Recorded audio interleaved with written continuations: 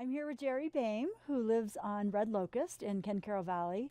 And Jerry, first, how long have you lived in the valley in this house? Since October of 1984. Original homeowner. Original. I watched all this stuff get built. Yeah. And Jerry has a very interesting hobby, as you can see by this large contraption in front of us. Jerry, tell us about what you do with this and maybe how you got interested in the hobby. So when I was a kid, I got interested in astronomy and bought a telescope, and I was the hit of the neighborhood.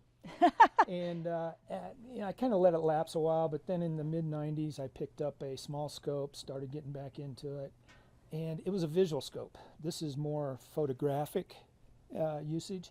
So I, after I got tired of looking at the things with the little scope, I decided to upgrade a little bit, and now I sit outside all night taking pictures of the night sky.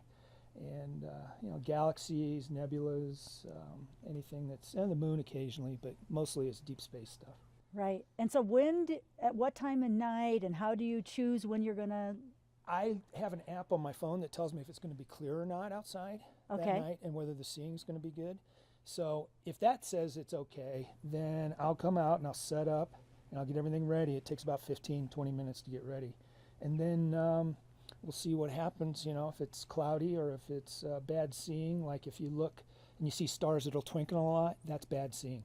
But when you're taking pictures, I take up to 30-minute exposures, and seeing isn't as much of a problem as it is when you're looking at things visually. But the light from Denver, that causes some issues. We're in a very light polluted area, and there's filters and stuff that you can use in post-processing on your pictures to take out the light pollution, but it still affects. There's noise in the pictures, and it still affects the pictures. But it's fun. It's fun. But overall, does being behind the hogback help to avoid, or? It definitely helps. It's a lot better than being on the other side of the hogback, and it's definitely a lot better than being closer to Denver. Okay. Because there's, I've got a map that I could show you too. It's a dark sky map. Huh. It shows you the light pollution everywhere around the world. There's some places in Colorado here that you can get to that are pretty dark. And one of these days, if I can figure out how to transport this thing, I'll probably go.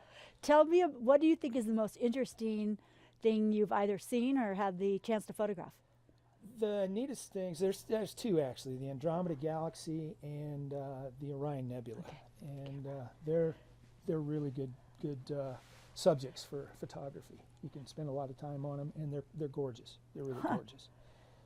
So and we'll probably have you have some photos you can share with us. Got some photos I'm going to share with you. So where do you purchase something like this? Is online. Okay. There's no place in town. There used to be a place where you could buy these. Actually, there is a place, but not this brand.